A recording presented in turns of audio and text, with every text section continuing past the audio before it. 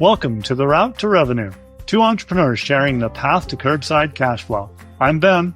And I'm Mike. We're both founders of two successful recurring revenue businesses in the home services industry. And we've built our companies from startup to profitable and scalable operations. This is the show for entrepreneurs serious about building sustainable home service businesses. Whether you're starting out, scaling up, or ready to move beyond trading time for money, we share proven strategies for creating predictable monthly revenue streams. And while our expertise comes from the bin cleaning industry, the systems and principles we discuss work for any recurring revenue home service. Think lawn care, pest control, pool maintenance, and beyond.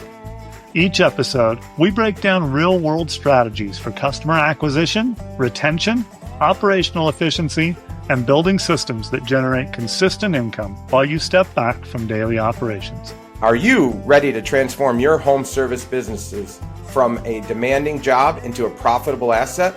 This is The Route to Revenue. Welcome back to another episode of The Route to Revenue. I'm Ben Magee with Green Can Cleaner, and I'm here with Mike Walker from Spiffybin. And today we're going to talk about seasonality. Mike, why does this matter? I like it. Even though I am sitting in my air-conditioned office in Atlanta, Georgia, where the temperature is supposed to be 96 degrees, and currently it's 90 degrees, winter's coming. It's coming whether we want it to come or not. Yeah. Right now, we're filming this on June 23rd, and we know that in 3 months it's going to get chillier, and then we know in 6 months it's going to be much colder. So Atlanta doesn't have the swings that a lot of the parts of the country do, but pretty much every part of the country has some sort of swing that's going to affect business. Ben's coming at us from Denver, Colorado. You may, in fact, have snow on the ground right now, for all I know. Yeah, we don't have any snow right now, but we know it's coming. And, generally we're good.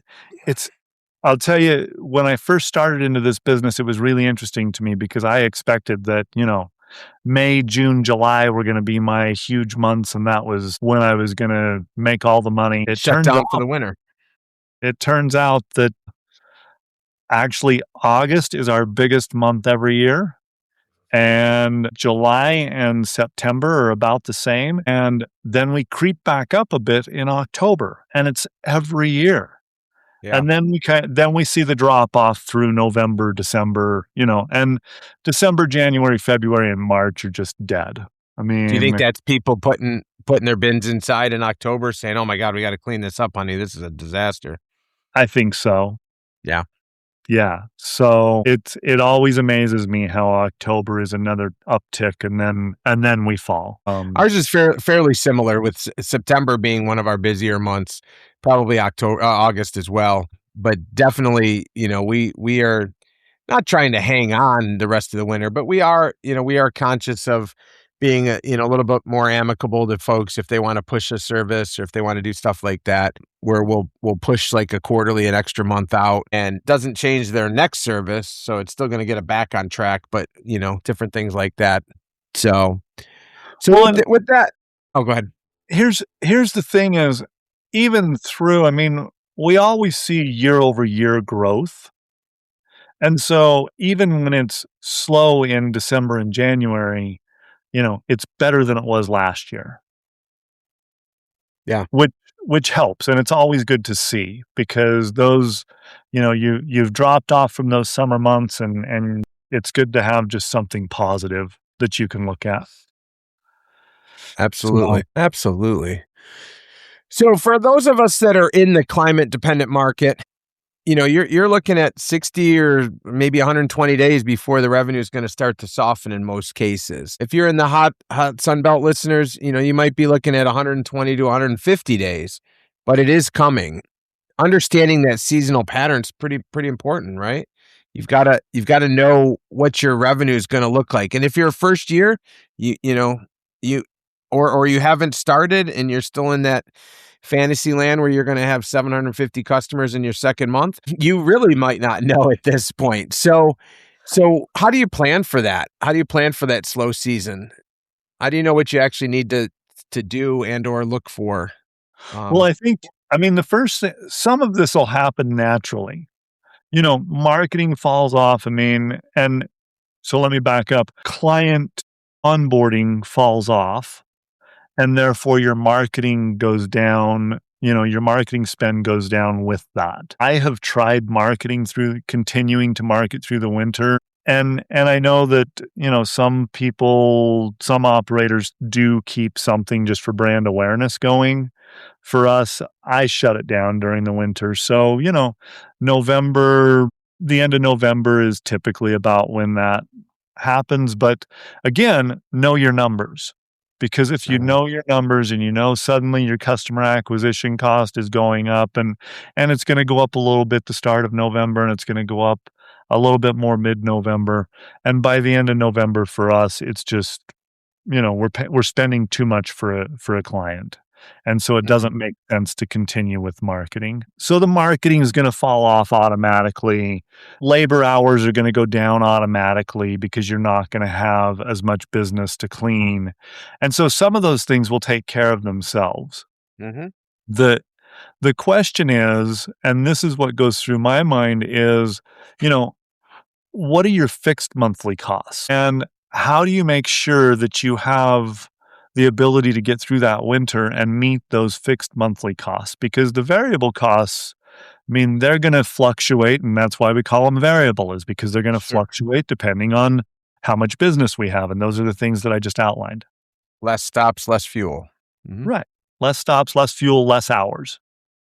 But your insurance is the same. But Insurance is the your same, your your rent's warehouse is the the same. same, your If truck payment, I think they still want truck payments even if you're not out running very much. Or in some markets, people only run, whatever, April through November 'cause they feel like they can't run through the winter. So, but I think they still wanna get paid in November and December and January and February. At least the truck payment people wanna get paid. So, yeah, so you gotta know those numbers and you gotta stockpile, right? I mean, you gotta stockpile some cash and or have that runway that we've talked about in many episodes ready. Well, and here's the good thing is there is because of the nature, as long as we don't shut down, we still have revenue coming in. That's the good thing about recurring revenue. And you and I have talked about that, I can look at the start of the month and be reasonably confident what's going to come in through that month. And especially if you're running profit first, then you those things kind of take care of themselves, but you have to figure out a discipline for your cash management. You just have to, and that's kind of Just what we're talking about today. just looking at your bank account, deciding if you can make payments is not a healthy way to run a business. That's not how you run a business, Mike? That's not healthy, and he mentioned profit first.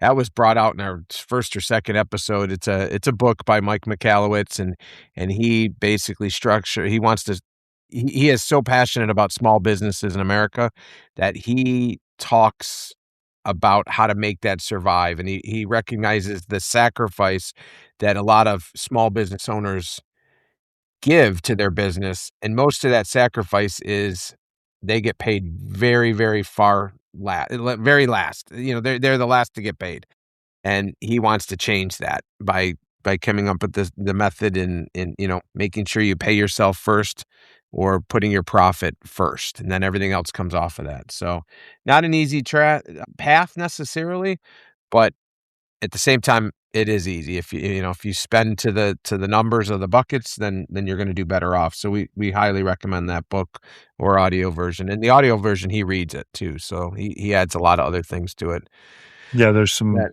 that are extras done help in the audio version. great nuggets. Yeah. So if you've got your fixed monthly costs, you know, do you need to how do you estimate what's gonna happen during the winter? Can you estimate it? Or are you just at the mercy? It's a little bit at the mercy, but at the same time, if you don't have a plan or, you don't know where you're going, then anywhere will get you there. And you wanna make sure that you've got a plan. And is it gonna be perfect? No, of course not. I mean, it's a budget, right? Or it's a financial plan. But you have to if you don't have previous, I mean, it's a little harder your first year out, right? I mean, that kind of thing No is difficult, but you can pretty much go, okay, last year we were at this point, and next year we expect to be at this point, hopefully plus 10% or 20% or 40% or whatever the number is. So you can kind of do that. The other part I think is making sure that, your systems are in place and you're handling the exceptions and you're kind of telling your customers what to expect. When we have an inclement weather day, what is that going to look like? Don't make the surprise be, oh my God, are they going to come or not or whatever. Have those things in line ahead of time. Would you agree with that, Ben? I would. So, yeah, I think that, that goes back to another episode that we've done, and something that we've mentioned is, communication. I mean, as you're looking at this, and mainly we're going to talk about finances in this episode, but the other thing that you have to take into consideration if you're in a cold climate is, how are you going to communicate with your clients? As we go into wintertime, we make sure that they know that, depending on weather, if there's a storm or something like that, then we will let you know that we're not coming and when we are coming. And I think that it's important that you communicate and you let your clients know what's happening. And it just gives them a sense that you're more professional that way. In Yep. today's day and age, I mean, let's be real. People are used to service businesses coming and going as they please. I mean, it's amazing to me as I sit, my office window looks out over my neighborhood, and we sit and we live on the corner. And so I can kind of see the streets and what's going on. And it is amazing to me to watch, you know, landscapers and irrigation people and HVAC and I mean, they're literally parking in the middle of the road. I Yeah, mean, because they there's so many of truly them. believe that they completely own the place and that there is nothing else more important than whatever it is that they're doing, which may be the case for them and that homeowner. But, that idea of communicating and not having that attitude of, oh, we own the place, you're our customer, you can't go anywhere else. I think and that's a little bit of a rant, but I think that it's important. Communication is the important piece here when we're Yeah. talking about how to continue a business through a winter season. Absolutely. But you also So have to do some cash flow planning too. well, You exactly, and know that, like I said, that's mainly what we're gonna talk about today. Yeah. I think, Yeah. and we talked about that things are naturally gonna slow down, but what happens when things slow down so much right now you're operating 3 trucks. I'm sure you're probably getting close to number 4. We're at 4 and I'm looking to buy number 5. I've been trying to find a truck here recently. And but what happens when we slow down enough that maybe we don't need that 4th or 5th truck? Yeah, so I think that's all part of your rolling plan. I like to look at it as, when the fishing's good, you wanna be out there fishing, and that's what we're looking at now. In the Right. summertime, we wanna catch all the fish. We wanna throw it in the freezer. We wanna have it, stockpiled, kinda like what we wanna do with cash a little bit. We wanna just because this month was your biggest month, and then next month's even a little bit bigger, and then August is our best month, that'll be in 2 months. You don't wanna be spending, all of that now. You wanna have leave some for a rainy day and whatnot, because those days are coming. And as fun as it might be to go to Cancun next month, it might be more fun to pay your bills in February without drawing from your savings or your personal savings, or worse, putting your truck up on trash bin, selling express classified ads, that Yeah. kinda thing. So, and that's all part of being a responsible business owner. So calculating where the revenue gap's gonna be between your peak month and your bottom month is gonna be critical. I Yeah. also take I move payments around as well. So what I mean by that is, like, my insurance payment, I pay on for the year. I pay for a year of insurance. It saves me, actually about $5,000 they claim. I don't know where that comes from, but it's real money. And, so I pay for a year, but I do that in July. So next month, I've got a big bill going out, but it's also kinda corresponds with one of my bigger months. So it's a little bit easier. And I don't go, "Oh, it's July 1st, I'm gonna pay it on the 23rd. I need to save up, $26,000 for that bill. I don't do that in July. I've done it all year, and I've got another bucket, quote unquote, of cash in the bank where I am saving money. So, I should have about 20,000 by now in there, and I'm a little bit low on that, but this month and next month will make up the difference, and we'll pay that. So I kind of do that too. I spread the big bills around. Yeah, well, and again, that goes back to profit first. It does. The Yeah. preparation and taking a percentage of and allocating it to each of those things. And trying to keep my blood pressure low. Yeah, yeah, that's always a challenge. That's right. So, as we're talking about this, what about staffing? Do we keep all the full-time guys even though maybe we don't necessarily need them? Do we? And I'll tell you, last winter and every winter, again, it goes to communication. I pull the guys aside at the end of the quote unquote peak season and we do something fun and we have a talk. Maybe we go shoot some trap or some skeet or something like that, and then we have a talk. And I say, "Look, guys, the slow season's coming, and maybe we keep you guys' hours where they are, but probably there's going to be some decreased hours." Mhm. And so I need all of you to think about this, and I'm going to talk to you privately, individually, because I think that I want to hear the real answers. I don't want to have it be oh, I'm going to put you on the spot in front of these other guys, No. but I need to know, can you survive on a little bit fewer hours, or do we need to look at cutting someone if it gets there? Or do I need to figure out extra work for you? There's always shop cleaning and truck cleaning and things like that can be done To a point. to a point. Because cleaning the shop doesn't actually save you money. It doesn't, Well, it doesn't make money. Sorry, it doesn't add to the revenue side. It can but make things more efficient. as long as I've prepared. Now, for Sure. me, a lot of this comes to keeping my profit margin up where I want it. Mm. And so in that case, it's not one guy's salary is not going to be the difference whether I'm in business or out of business. If I that hope was not. if that was the case, then it would be a much different conversation. But Yes. the conversation that I can have is, hey, do you want reduced hours? Do you want, and maybe we do maybe there is a guy that says, you know what, I really don't like doing this and I'm happy to be done after this season. Yeah. You know, I've always gone with the mantra, hire slow, fire fast, right? right. So if in the hiring slow part is a couple different things, it's not needing somebody and hiring on a Monday and hiring them on a Friday.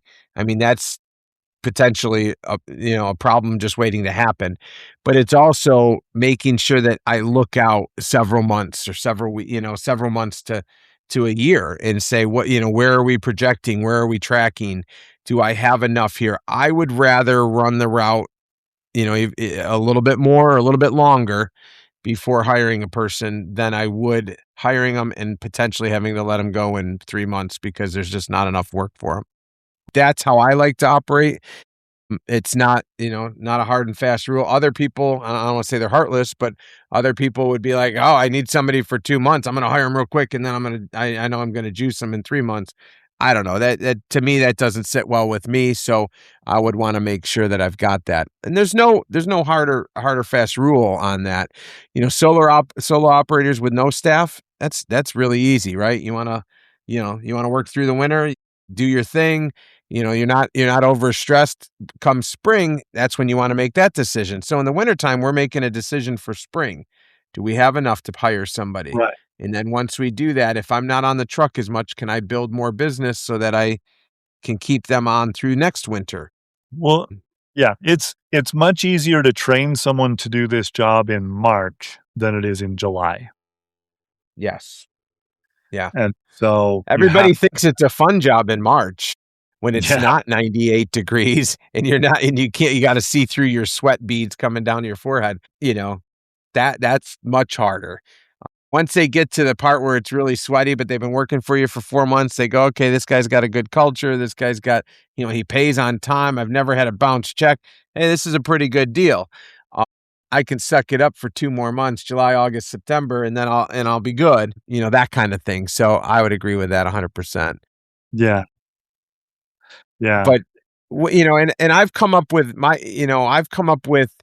I try to look at the business and look at, in segments. So I've got little 4 segments, if you will. So we've got spring, obviously. We've got summer. It's kind of interesting. It's kind of like the equinox a little bit, or not the equinox, but the Imagine quarters that. of the year.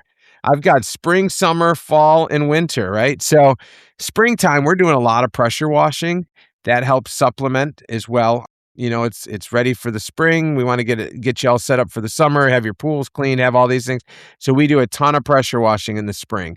Come summertime, we tend to stack on the one times. Everybody gets their bins and they're horrible. And then I was looking at fall and I was like, well, what am I going to do for fall? There's not a whole lot there, fall and winter. Well, we still had a decent amount of one timers.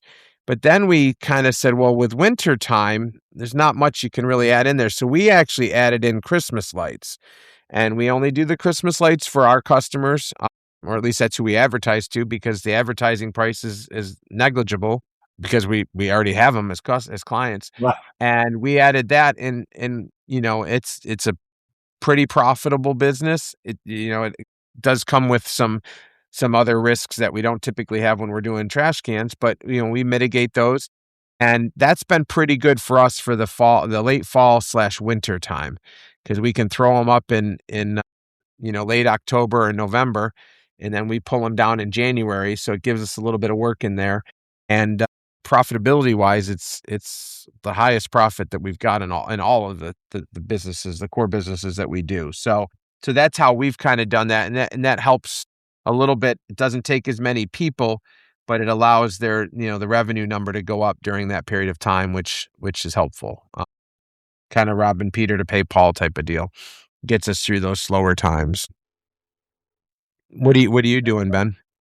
You know, Wintertime is a time for us that we get caught up on our equipment maintenance. I mean, I feel like that's just without that. I mean, because we can have a truck off a route. We can, like this last winter, we were able to do our routes on, 3 trucks as long as we planned it properly.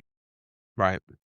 This time of year, I mean, we've had a truck down for a couple of weeks now with an engine rebuild, and I Oh boy. mean, it's just killing us. I mean, the guys are working, 10-hour days, and it just crushes my soul a little bit to do that to 'em. Mhm. And so, we try and have all of our equipment maintenance done. We try and foresee what's gonna happen, and, it's when we're really tearing trucks apart and going, "Okay, how do we figure this out and make sure that everything is up to speed so that through the spring and summer, we can, uh, we can use the trucks and we don't have to have much downtime. We can do our maintenance stuff in the mornings before the trucks go out, or maybe even on the weekend if something major comes up. But those major things we try and do through the winter. Does that make sense to you?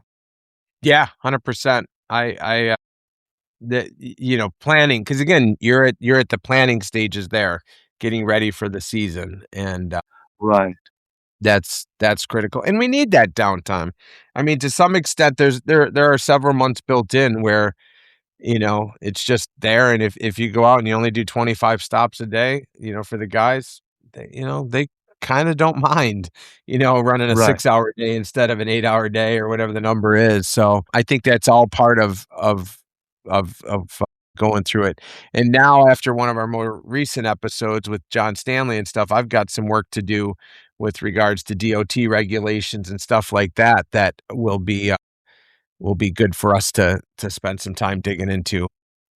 So if you haven't listened to Yeah. that episode, go back a couple, and take a look at that one, because that's really Yeah, important. I would say, I mean, we had a couple of powerhouse episodes when it comes to these things. I think you've got the John Stanley episodes followed by the Jason Proctor episodes. I mean, Basically, anything where it's not just two of us talking. There have been really right. powerful episodes. Yeah, anywhere where it's not just Mike and I is a powerful episode. So, Anyways, so marketing, when you're looking at marketing, what type of content can we do when it's not your prime ideal time to clean, or well, not, when here's people may or may not really need it? so here's the thing is I don't necessarily, like I said, when our customer acquisition cost goes through the roof, I shut the marketing off. In the past, I kept the marketing just a trickle. And I said, because, and I thought that was because the momentum would keep going. For me, what we do, and this year we've brought our marketing in-house. And so the plan is to have that person working on Facebook posts so that we have engagement on our Facebook page and getting that all squared away and ready to go. And I mean, you can plan out a year's worth of content and just have it ready to auto post. Mm-hmm. Like that. Say with all of the other social media, our TikTok, she'll be doing videos and getting those things done. It really is, to me, winter really is, fall is the wrap up from the previous year and getting the kind of cleaning up messes and putting out the fires that remain. And then winter is the time when we prepare for the spring, summer season. And I think that marketing's no different than any other part in that. The other thing that I think that winter is it's also a time to look at when we're talking about growth and that sort of thing. It's actually a good time to look at business acquisition and maybe reach out to the guys around you or gals around you and say, hey, are you interested? I mean, it's been, wintertime is tough around here. And so maybe they've had to shut down. Maybe it's a solo operator that's been out in the weather by himself and doesn't have the support, and his rigs having issues. And it's a Maybe great they time. didn't get the right number of signups they thought they were going to get. Now they got to try to They hobble didn't or through they the didn't end winter. up with 2,000 clients after their first 6 months. And Right. now maybe it's time for them to look at a sale. And They so may not have had they may not, right now, they might be looking at their bank account going, not now, but say come September, looking at their bank account and seeing it's, $1,500 or in the red $1,500, or they're pulling money from their personal, side every month versus, not having to do that. And they think, maybe now's the time to get out. So that's a great point. I hadn't thought of that one. That's a good one. I like that a lot. yeah. So you got a little So bit of a mindset challenge though too, right? Because now everything, everything for the previous two cycles, the spring and the summer, has been building and adding and everything. And that first month, call it October maybe. It depends on your business, but you're going to start to see revenue dropping. That's a little hard to take to some extent because you don't have those extra one times. You don't have those pressure washing jobs, perhaps. You haven't maybe started with something else that you could do in the wintertime. You're probably going to start to panic a little bit, right? I mean, you're going to go to, I got to run a desperate promotion, 50% off to put your bins inside, or something like sign up and get 6 months free. You get pretty panicked because you need that money coming in if you haven't done the job to prepare, or the financial job to prepare. well, How do you create a discipline to not run into that? I mean, I think that's probably actually the biggest challenge. And I notice each year it gets a little easier for me. Year one, I started in March, and if I'm completely honest, everything was for me was pointed toward winter. And is this going to be a disaster, or am I going to eke through? And every year I was like, oh, how's this going to work? How's this going to work? And this last year was probably the first year that I didn't think about it. It was just another month, and I knew that the trend was going to go down. And I just knew how everything was going to act and react. And it wasn't this panic mode that I had every other year. How about you? Well, so you and I are on a call with some other operators in the country, Yes, we and are. we get on once a month. And while we aren't panicked at winter 25 and spring 26, I remember many, and many being all the calls, talking about the migration. Some folks have decided financially they couldn't afford it anymore, or there's a lot more moving, or it's just a little bit slower startup in the spring. Yeah. So while we were not panicked, there was definitely pointed conversations all, from November on. I feel like we saw things, slowing down earlier last year, and certainly some more migration. So that, the benefit of being in business 7, 8, 10 years, as some of the operators that are on with us when we do that call, is that, we don't sweat it as much, but I still feel like there was some perspiration. Our temples were getting a little moist. I would say, So yeah, I would say that there was some perspiration on those calls. My point is that it's not panic. agreed. And that is, I mean, literally, I think year 1 for me, and I think it's the same for everyone because you don't 100%. know what's coming. Year 100. 1, year 2, year 3, it started to get a little better, but it Yeah. was still, "Okay, what's gonna happen? What if we have that big storm? What if we" and, I mean, the bottom line is winter is coming, and I actually think that that's healthy. That panic when starting out was healthy because it forced me to keep money in the bank. Mhm.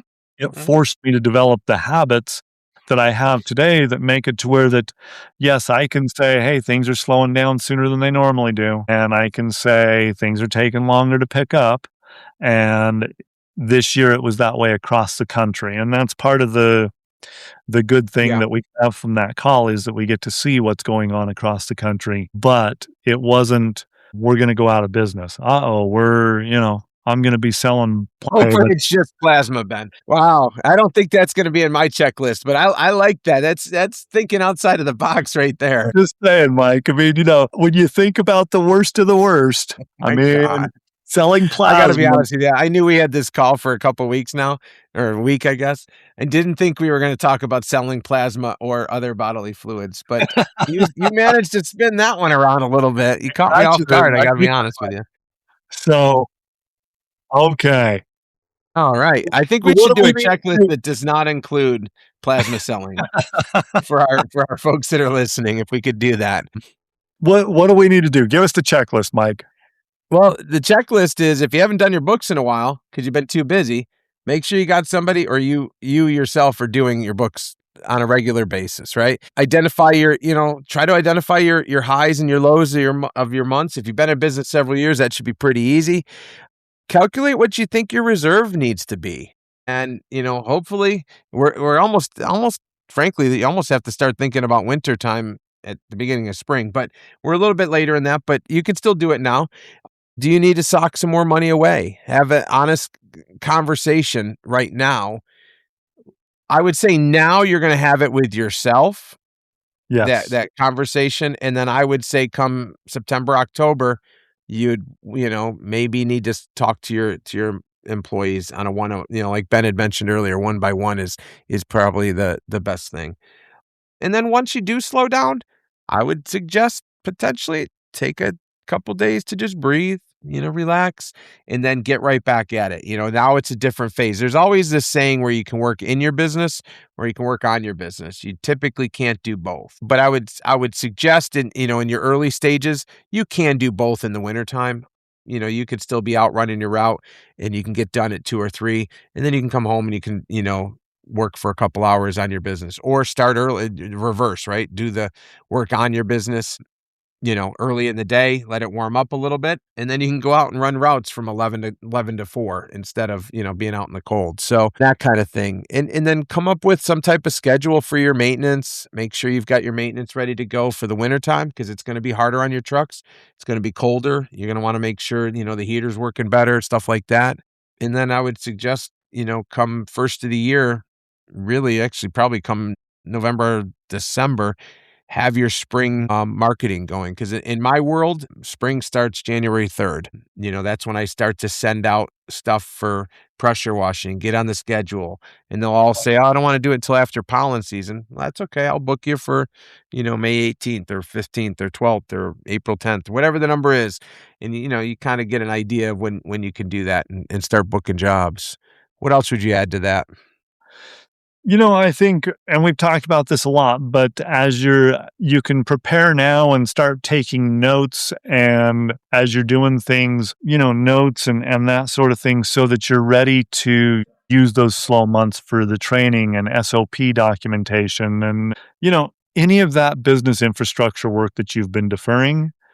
Prepare now so that you're ready to go for when, for that November, December, January timeframe to be able to get to work on those things. Have a plan.